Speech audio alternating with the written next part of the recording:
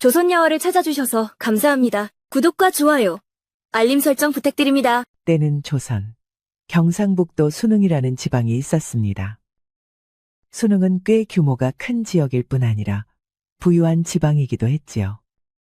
거기에 전통 있는 사대부 집안들이 근처 안동을 비롯한 지역뿐 아니라 서원들도 많이 모여 있어 이곳은 앞으로 조선을 이끌 학자들이 대거 배출되는 지역이기도 했습니다.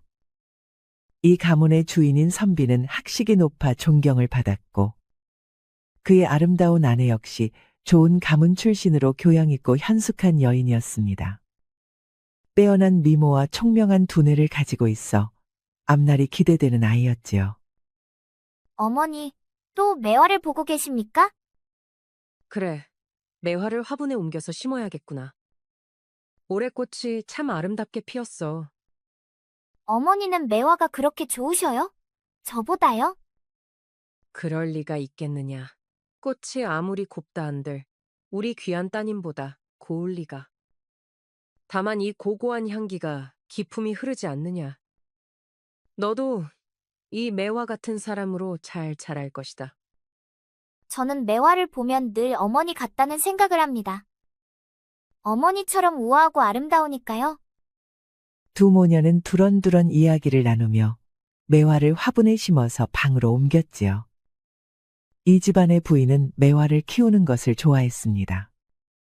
아름다운 매화 나무를 화분에 옮겨 심고 애지중지했지요. 이 매화 화분은 네가 한번 가꾸어 보거라. 정말요? 정말 제가 가져도 됩니까? 그럼 너도 이제 벌써 8살이니 이런 화분 하나 정도는 잘 키울 수 있을 거야. 또 두 분은 매화 이야기를 하고 계십니까? 아버님, 이때 어린 딸의 아버지이자 이 집안 부인의 남편인 선비가 방으로 들어왔습니다. 그는 자신의 아내와 어린 딸을 몹시도 사랑하는 자상하고도 고결한 사람이었지요. 하지만 요 근래 바깥 출타가 자주 있었고 어떤 때는 들어오지 못하는 날도 있었습니다. 서방님, 요즘 왜 이리 얼굴 뵙기가 힘드십니까? 또 대군마마를 뵙고 오시는 길이세요? 아, 일이 좀 그리 되었소. 지금도 얼른 옷만 갈아입고 나가야 한다오. 부디 몸 조심하십시오. 전하의 미움을 받고 와 계신 분인데 너무 가까이 하시는 것이 걱정이 됩니다. 부인, 걱정 마세요. 내 선비의 도리에 어긋나는 일은 절대 하지 않소. 아버님, 보고 싶었어요. 아버님, 선비는 자신에게 매달리며 어리광을 부리는 어여쁜 딸아이를 품에 안으며 웃어 보였지요. 현숙한 아내는 선비의 옷을 다시 곱게 정제해 지아비를 배웅했습니다. 하지만 이때만 해도 몰랐습니다. 그것이 이 가족의 행복이 끝나는 순간이라는 것을 말이죠. 해가 조용히 져가는 무렵 갑자기 마을로 관군 무리가 들이닥쳤습니다. 한양에 있는 왕이 직접 보낸 중앙군이었지요. 조용하던 마을은 관군으로 인해 쑥대밭이 되었습니다.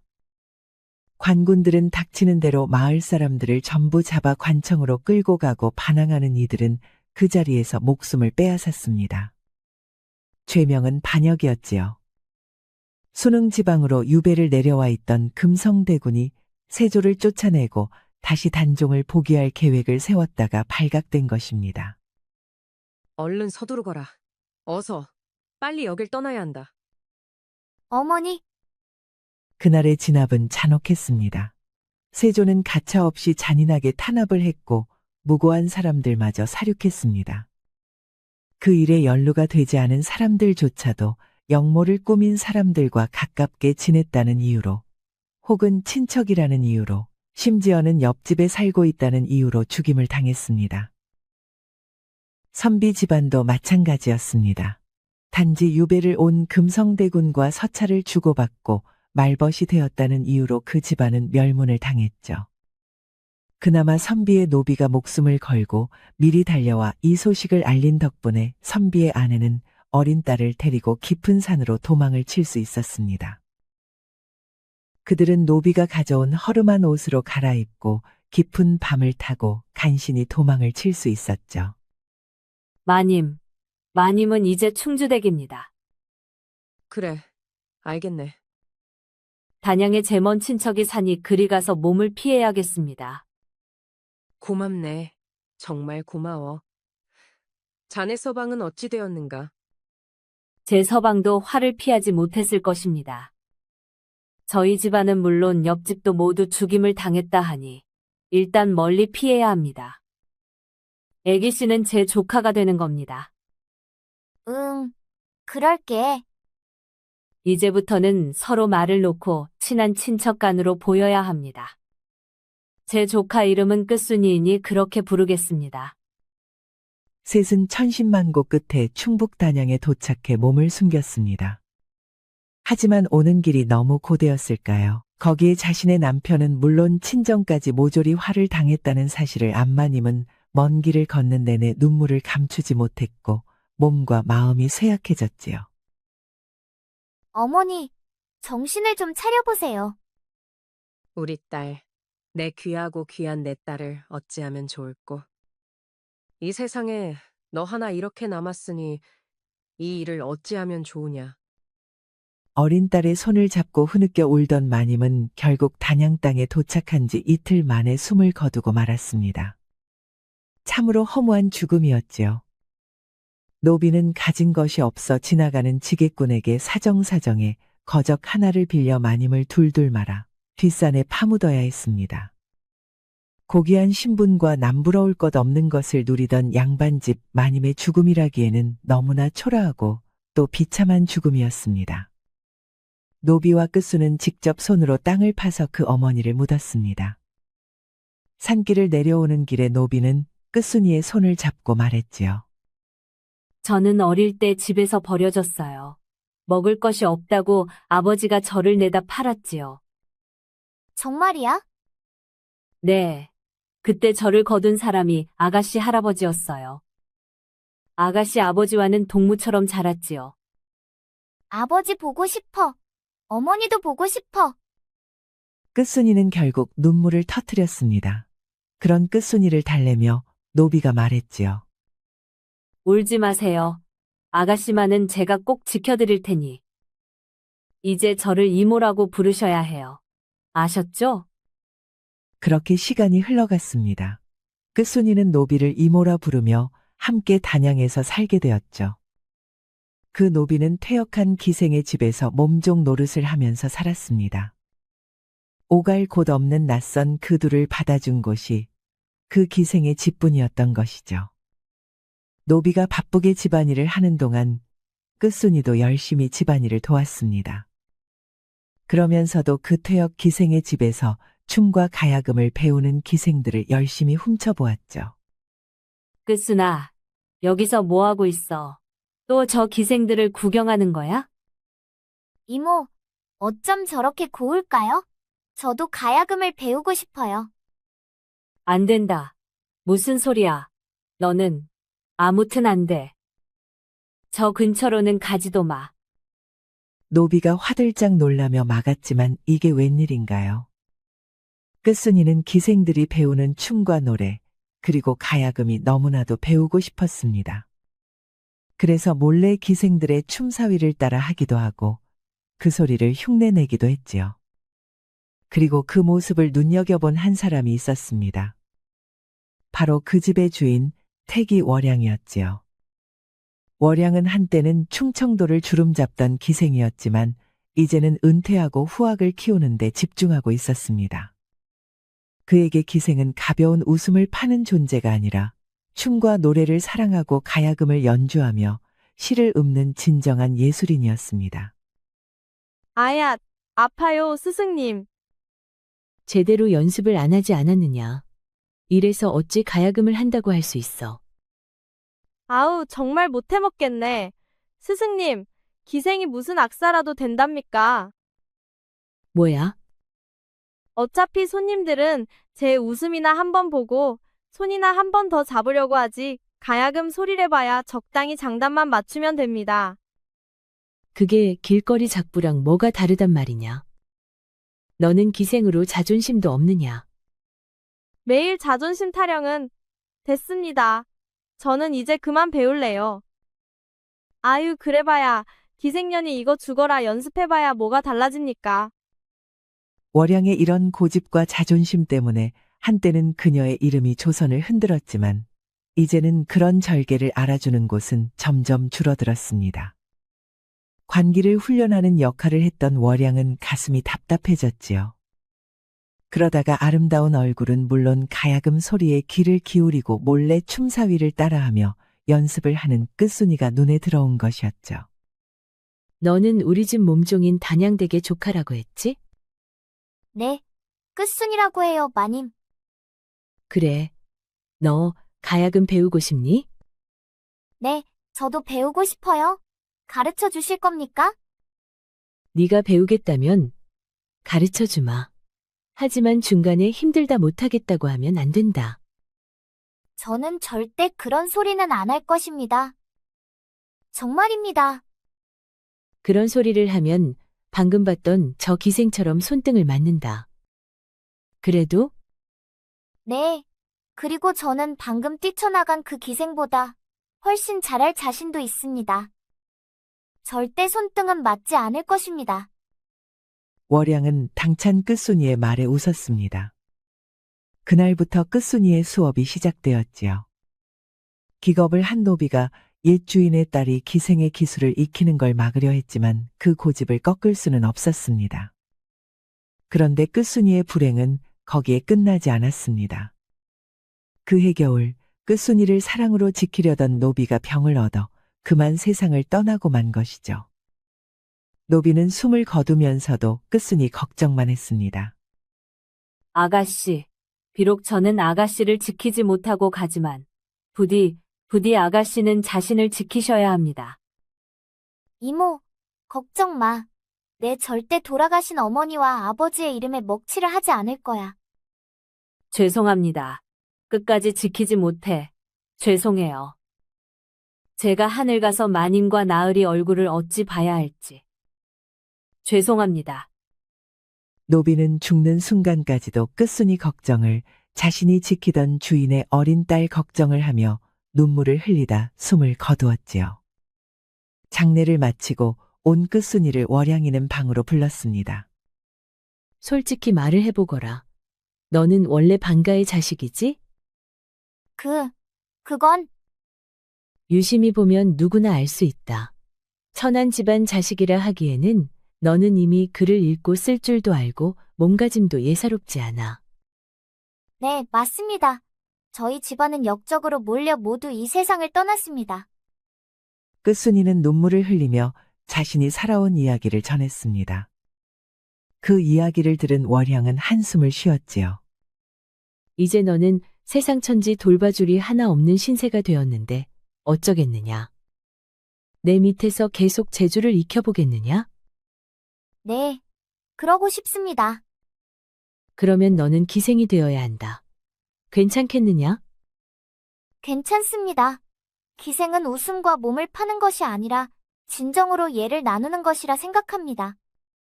저는 그 일은 부끄럽지 않습니다. 월양은 고개를 끄덕였습니다. 비록 기생은 비천한 몸이었지만 그 안에 절개 많은 천한 것이 아니라는 것이 월양의 생각이었죠. 네 뜻이 그러하다면 나는 너를 내 수양딸로 삼고자 한다. 너만 괜찮다면 말이다. 감사합니다. 어머니, 네 이름을 두양이라고 하자꾸나. 우리 집 정원에 있던 팥배나무의 꽃이 흐드러지게 필 무렵 네가 우리 집에 왔으니 말이다. 너의 고운 자태가 그 나무의 아름다운 꽃과 좋은 향기와 참 어울려서 그 꽃을 볼 때마다 네 생각이 났단다.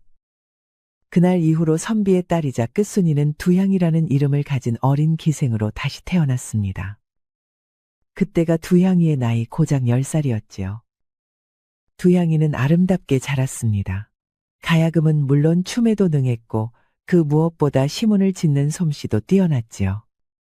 거기에 어머니를 닮아 꽃나무를 가꾸는 일에도 큰 재주를 보였습니다. 어느덧 시간이 흘러 두향이는 17의 아름다운 처녀가 되었습니다. 두양아, 또 꽃나무를 보고 있니? 네, 어머니. 매화나무를 화분으로 옮겨서 방에서 키워보려고요. 난과 매화를 키우는 일은 보통 일이 아닌데 너는 정말 재주가 특별하구나. 어릴 때 어머니에게 배운 적이 있어서 그렇구나. 고운데 갓집 마님이 그리 곱게 키워 너에게 이런 재주도 가르쳐 주셨구나. 월양은 애틋한 눈빛으로 두양이를 바라보았습니다. 작년에 두양은 기생호적에 등록을 해야 했습니다. 관기의 수양딸이니 어쩔 수가 없었지요.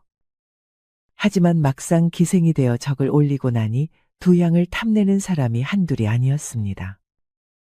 아직까지는 월양이 두양을 지켜줄 수 있었지만 언제까지고 그럴 수는 없으니 월양의 마음은 답답했지요. 두양이는 다른 기생들과 함께 관청의 행사나 귀한 양반들의 행사에 불려가 춤과 노래, 가야금 연주를 선보이고는 했습니다. 두양이를 한번 본 선비들은 모두 그 고운 자태에 넋을 잃었지요. 게다가 글솜씨마저 뛰어나 시문을 지어 답하는 솜씨가 대단했습니다. 내로라 하는 재력가들이 앞다투어 두양이의 머리를 올리겠다고 서로 찾아왔습니다. 하지만 두양은 냉정했지요. 두양아, 오늘은 가야금만 하지 말고 이리 내 옆에 와서 술을 따르거라. 현감 나으리, 죄송하지만 저는 그런 기생이 아닙니다. 원하시면 춤을 추고 노래를 부를 수도 있지만 그건 안 될 말씀입니다. 뭐야, 내 오늘은 그냥 못 넘어간다. 네 버릇을 고쳐야겠어. 네, 그러십시오. 저를 옥에 가두시던지 곤장을 치시던지 마음대로 하시어요. 하지만 절대 술은 못 따라드립니다. 이 일로 두양은 큰 곤경을 치르기도 했습니다. 옥에 갇힌 적도 있었고 기적에서 빼서 노비로 만들어 버리겠다는 협박을 받기도 했지요. 어쩔 수 없었습니다. 기생이 수절을 지킨다는 것은 당시로서는 불가능에 가까운 일이었으니까요. 두양은 결국 17이 되던 해에 그 고장 군수의 하룻밤 시중을 들게 되었습니다. 그것도 월양이가 군수에게 찾아가 눈물로 호소를 해 이루어진 것이었지요. 고을 현감보다는 단양의 군수의 시중을 드는 편이 오히려 두양이를 넘보는 사내가 없을 것이라 생각을 한 것이었습니다. 군수에게 찾아가기 전날 홀로 매화나무를 보며 울던 두양은 마음을 추스렸습니다. 내 비록 기생의 몸이 되어 정절을 잃는다 하여도 괜찮다. 함부로 웃음을 파는 여인이 되지는 않을 것이야. 화분에 심겨 은은한 꽃을 피우던 매화는 그런 두양을 위로해주는 듯 했지요. 그래, 매화야. 마당에 피어있던 이 화분에 심겨있던 매화는 매화나무이든 나는 달라지지 않아. 나는 부끄러운 짓은 하지 않는다. 그렇게 두양은 관기의 생활을 이어나갔습니다. 비록 머리를 올리기는 했지만 그 고결한 인격과 기품은 더더욱 명성이 높았지요. 그 사이 두양이를 친 어미처럼 돌봐주던 월양도 세상을 떠났습니다. 두양은 허전한 마음을 시와 가야금으로 달랬지요. 오직 아름다운 매화꽃만이 그녀를 위로해주는 듯 했습니다. 그러던 어느 해 두양이가 19이던 해에 단양 고을에 새로운 군수가 부임해 왔습니다. 그 이전에 군수가 두양이를 몹시 아꼈기 때문에 두양이를 데리고 가고 싶어 했지만 관아에 묶여있던 두양은 따라갈 수가 없었지요. 네가 내키지 않으면서도 나를 위해 최선을 다한 것을 잘한다. 아니옵니다. 제 본분을 다한 것입니다. 내가 조금만 더 힘이 있었더라면 너의 신분을 풀어주고 싶었건만 국법이 지엄하니 그건 어렵구나. 그러니 새로운 군수와 부디 몸조심하거라. 그 말을 남기고 옛 군수는 떠나갔습니다. 두양은 걱정이 되었지요. 사실 원하지는 않았지만 군수가 아끼는 관기는 그 누구도 함부로 범접하지 못하니 두양은 그간 남자들의 손길에서 자유로울 수 있었습니다. 하지만 새로 오는 군수가 어떤 사람일지 두양은 알 수 없었습니다. 두양은 걱정이 되었지요. 군수 나으리, 관기들이 인사를 드리옵니다. 인사드리옵니다. 나으리, 난홍이라 하옵니다. 인사드리옵니다. 사또, 옥선이라 하옵니다. 저도 인사드리옵니다. 부디 선정을 베풀어 저희 고우를 굽어 살펴주시옵소서. 인사를 받던 새 군수는 고개를 들어 두향이를 바라보았습니다. 모든 관기들은 교태를 뽐내거나 아름다움을 강조하며 자신의 눈에 들기 위해 갖은 아양을 떨었지만 오직 한 기생만은 고고함을 풍기며 고우를 잘 다스려줄 것을 이야기했으니 새 군수에게 두향이가 인상이 깊었던 것이지요. 자네 이름이 무엇인가? 네, 저 말씀이시옵니까? 그래. 보자마자 나에게 이 고우를 잘 다스리라. 잔소리부터 한 잔의 말일세. 순간 주위의 공기가 얼어붙었습니다. 두향은 속으로 한숨을 쉬었지요. 저는 두양이라고 합니다. 그래? 왜 그런 이야기를 했는지 한번 들어보고 싶군. 차를 내오게. 이야기를 좀 나누어 보도록 하지. 두향은 차를 준비해서 새 군수의 방으로 들어갔습니다. 어쩌면 첫날부터 자신이 새로운 군수의 밤시중을 들어야 할지도 모른다. 각오를 하면서 말입니다. 하지만 책을 읽으며 두향을 기다리고 있던 새 군수는 뜻밖의 말을 꺼냈습니다. 오, 왔는가? 그래. 자네는 단양에서 오래 살았지? 그렇습니다. 내 오는 길에 여기 사정을 살피고 서류도 두루 읽어보았는데 과연 여기 형편이 그리 좋지가 않아. 자네도 알고 있지. 예, 그러하옵니다. 2해 넘게 가뭄이 들었사온데 세금이 줄기는커녕 더 늘어나 곤란한 지경에 이른 사람이 많사옵니다. 그렇군. 그럼 어떻게 하는 것이 좋겠는가? 옛말에 민심이 천심이라 하였으니 백성들의 어려움부터 해결하는 것이 옳지 않겠는가? 두향은 속으로 감탄했습니다. 새로 부임한 중년의 새 군수는 학식이 높을 뿐 아니라 총명하기도 이를 데 없어서 무엇이 문제이고 어떻게 해결해야 하는지 답이 척척 나왔습니다. 뿐만 아니라 안 읽은 서책이 없어서 두향의 시를 듣고 금방 답시를 짓기도 했습니다. 그건 웬만한 선비들도 하지 못하는 일이었지요. 두 사람은 시간이 가는지도 모르고 밤늦도록 담소를 나누고 책 이야기를 하기도 하고 시를 짓기도 했지요. 어느덧 깊은 밤이 되자 두향은 늘 그래왔듯이 군수의 밤시중을 들려 했습니다. 찻상을 물리고 이불을 펴려 하자 군수는 깜짝 놀랐지요. 밤이 늦었는데 물러가지 않고 무얼 하는 것이냐? 네, 주무실 시간이 되신 듯하여 제가 잠자리를 받으리려고. 되었다. 너도 피곤할 텐데 물러가서 쉬거라. 제가 물러가도 괜찮으십니까? 그래. 잠자리를 보는 일은 내 하인이 하면 된다. 너는 이런 일을 하는 사람이 아니지 않느냐? 두향은 속으로 감탄했습니다. 새로운 군수는 학식도 높고 아는 것이 많아 세상 이치에 밝을 뿐 아니라 인품도 훌륭한 사람이었지요. 두향은 태어나 처음으로 가슴이 두근거리는 것을 느꼈습니다. 그것은 한 사람에 대한 동경과 존경 그리고 감탄이 섞인 감정이었던 것입니다. 새로운 군수는 정말 꼼꼼하게 마을의 사정을 살피고 백성들을 위해 많은 일을 해내갔습니다. 당시 단양은 무능력한 관리들과 흉년 등으로 인해 백성들의 삶이 많이 공공한 상황이었습니다. 새로운 군수는 곡식이 모자란 백성들을 위해 관청에 곡식을 나누어주고 아픈 백성들을 위해서는 의원과 약재를 보내어 치료를 해주었습니다. 그런 일을 하느라 군수는 눈코 뜰 새도 없이 바쁘고 좋아하는 서책을 읽을 시간조차 없었지요. 그런 군수를 위해 두향은 늘 군수의 숙소에서 그를 기다리며 차를 끓여놓고 하루의 일과를 들으며 말동무가 되어주기도 하였습니다. 오, 두향아. 오늘도 기다리고 있었느냐? 네, 어르신. 오늘도 고생이 많으셨지요? 오늘 궁율미를 꺼내어 나누어 주고 왔단다. 어떤 어미는 굶주림이 아이가 쓰러지기 직전이었다고 눈물을 흘리는데 나 역시 눈물을 흘리고 말았지. 정말 잘하셨습니다. 군수님이 오시고 나서 저희 고을이 더욱 좋은 곳이 되었습니다. 사실은 나도 얼마 전에 아내를 잃었단다. 뒤이어 자식도 하늘로 보내고 여기 부인받아 오기 전까지는 살고자 하는 의욕이 별로 없었어. 그런 일이 있으셨습니까? 세상에. 세상 일은 모두 하늘의 뜻이라 했건만 나는 태어나기도 전에 아버지를 잃고 유복자로 태어나 내 어머니는 내가 19에 돌아가셨다. 내가 관직에 올라 벼슬로 출세를 하는 것도 제대로 보시지 못하고 말이다.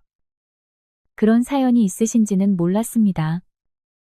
그리고 일찍이 결혼했던 첫 아내를 병으로 잃고 그 뒤에 얻은 아내마저 세상을 떠나고 또 둘째 아들마저 나를 떠나니 내 어찌 하늘을 원망하지 않을 수 있었겠느냐. 군수의 솔직한 심정을 듣고 나니 두양의 마음도 슬픔으로 가득 찼지요. 무엇보다 가족을 잃은 슬픔이 무엇인지 잘 알았기에 두양 역시 군수의 허망함을 이해할 수 있었던 것입니다. 너무 슬퍼하지 마십시오. 인생은 가을바람에 떨어지는 잎사귀와도 같다 하였지만 계절이 지나면 다시 피어나는 것이 하늘의 이치인이 떠난 인연만큼 또 새로운 인연이 어르신의 마음을 위로해 드릴 것입니다. 과연 그 새로운 인연이 두양이 바로 너인 것 같구나. 처음에 내 너를 기생으로만 생각해 마음을 두려워하지 않았지만 일이 내 마음을 알아주니 이제는 진정 버스로 느껴지는구나. 고맙다. 그때 군수의 나이는 이미 40대 중반을 훌쩍 넘긴 나이였습니다. 요즘으로 치면 거의 할아버지 소리를 들을 때였지요. 하지만 두양은 한창 꽃다울 19이었으니 거의 아버지와 딸뻘이나 마찬가지였습니다. 하지만 그건 상관없었습니다. 두양은 군수의 인품과 학식에 흠뻑 빠져 그분을 연모한다 여기게까지 되었으니까요. 오늘 밤은 제가 어르신 시중을 들겠습니다. 네가 말이냐. 예. 오늘은 물러가란 말씀은 하지 말아 주시옵소서. 볼을 발그레하게 물들이고 청하는 두양의 곱디 고운 얼굴을 물끄러미 바라보던 군수는 다시 입을 떼었지요. 두양아, 사람의 마음은 봄바람 같지만 마음의 경계를 넘으면 의리가 무너진단다. 아니옵니다. 그럴 일은 없습니다. 내 너와 이렇게 마음을 터놓고 지내는 것은 너와 시문을 나누고 도와 의를 논하기 위함이니 내가 군자와 유학자의 도리를 지키도록 도와다오. 두양은 아무 말도 하지 못하고 고개를 숙였습니다. 과연 군수는 보통 사람은 범접하기 어려운 정도의 훌륭한 덕을 지닌 사람이었지요. 두양은 부끄러움을 느낌과 동시에 더더욱 그를 연모하는 마음이 깊어간다는 것을 느꼈습니다.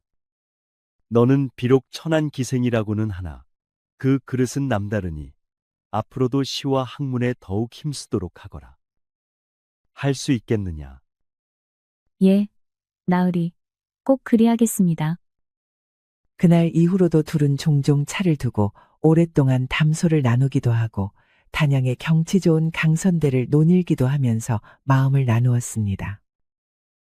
하지만 군수는 절대로 선을 넘지 않았습니다.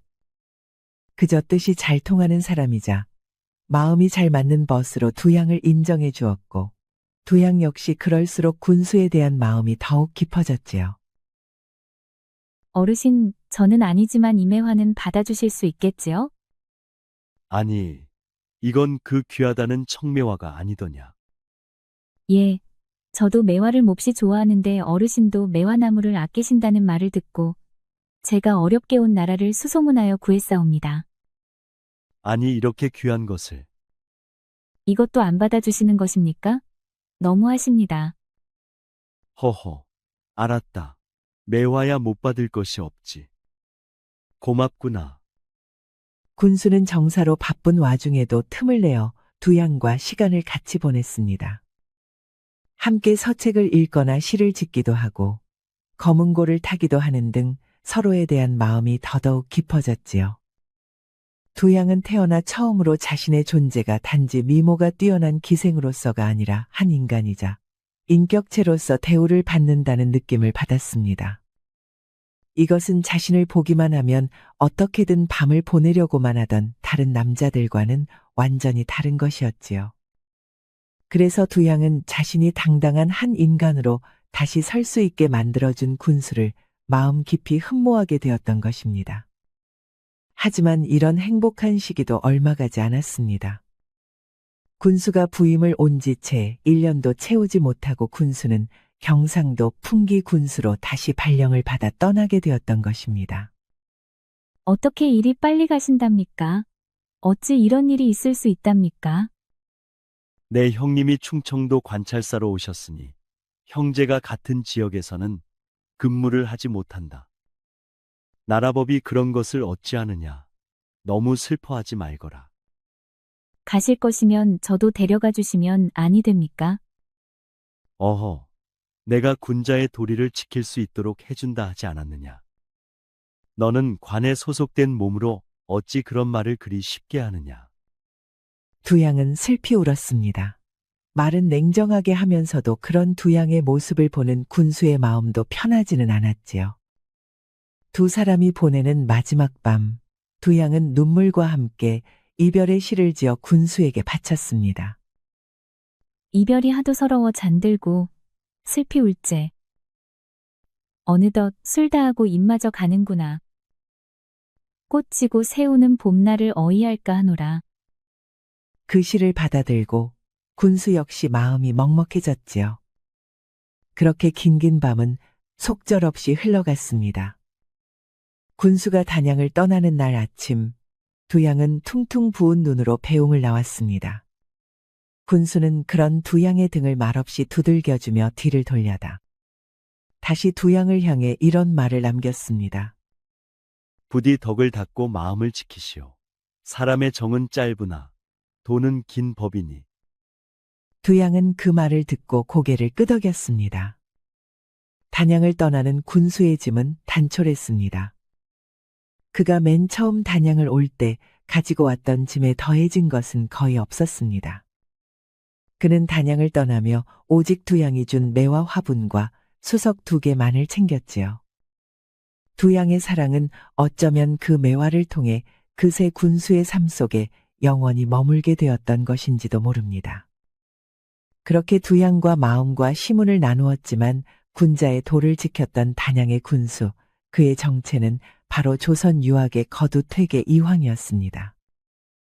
평생을 올곧은 학문과 예법에 헌신했던 퇴계 이황 선생도 그러나 잊지 못할 사랑이 있었던 것입니다.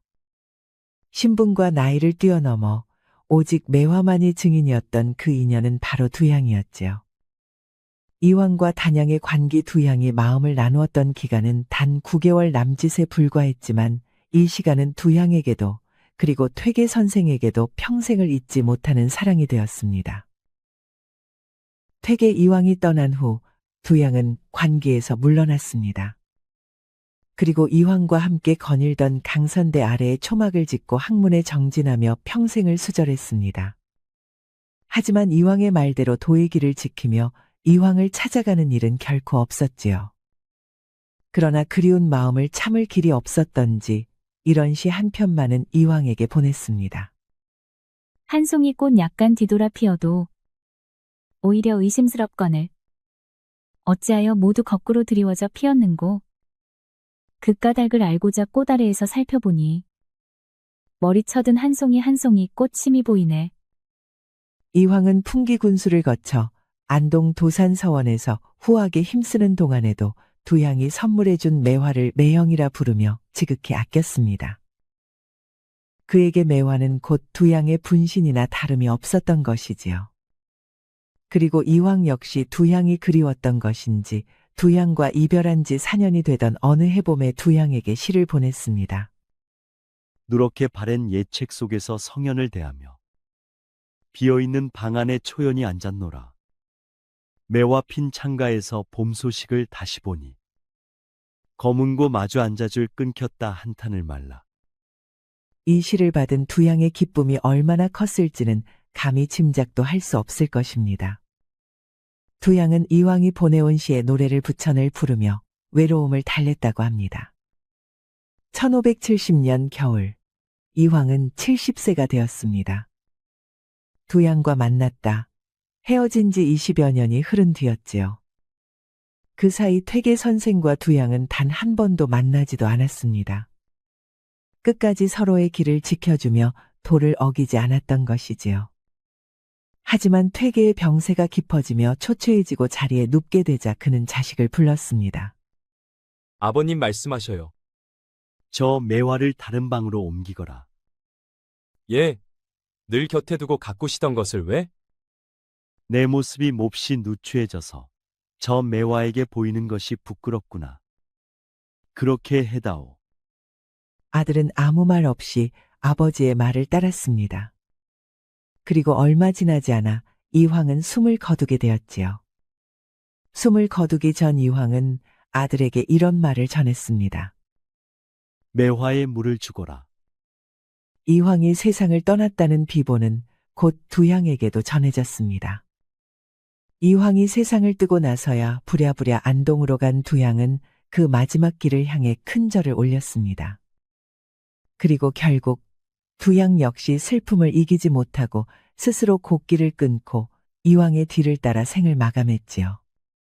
생전의 두향은 자신이 죽거든 생전 이황 선생과 함께 거닐던 강선대 아래 묻어달라는 유언을 남겼다고 합니다. 그래서 두향은 자신의 소원대로 거기에 묻히게 되었지요. 그러다 최근 들어 근처에 충주댐이 생기고 강선대가 물에 잠기게 되자 함께 수몰될 처지에 놓인 두향의 묘의 뜻밖의 일이 벌어집니다. 바로 이황의 후손들이 그 절개를 높이사 두향의 묘를 높은 곳으로 직접 이장을 시켜주고 묘비를 세워주었던 것입니다. 그 이후로도 지금까지 단양군에서는 매년 두향의 넋을 기리는 두향제를 지내고 있습니다. 이 이야기는 지금까지도 단양 팔경을 더욱 빛나게 해주는 아름다운 전설로 남아있지요. 조선 유학의 거두이자 진정한 학자, 가장 높은 양반의 신분으로 수많은 유학자와 관리들을 키워내었던 퇴계 이황과 천인이었던 관기 기생 두향의 신분을 초월했던 지고지순한 사랑. 이 이야기는 400년이 지난 지금도 단양 두향의 묘소와 이황의 매화나무로 남아 그 애틋한 사랑을 증언하고 있습니다. 오늘날 우리는 너무나 가벼운 사랑을 많이 보고 듣습니다. 만남과 헤어짐이 쉽고 마음을 주었다. 다시 가져오는 것도 너무나 손쉬운 이 세상에서 무엇보다 가벼워지는 것은 어쩌면 사랑이 아니라 우리의 진심일지도 모릅니다. 하지만 사람의 도리와 정절을 지키며 소중히 간직했던 이 둘의 사랑은 어쩌면 우리가 잊고 지냈던 많은 것들을 돌아보게 합니다.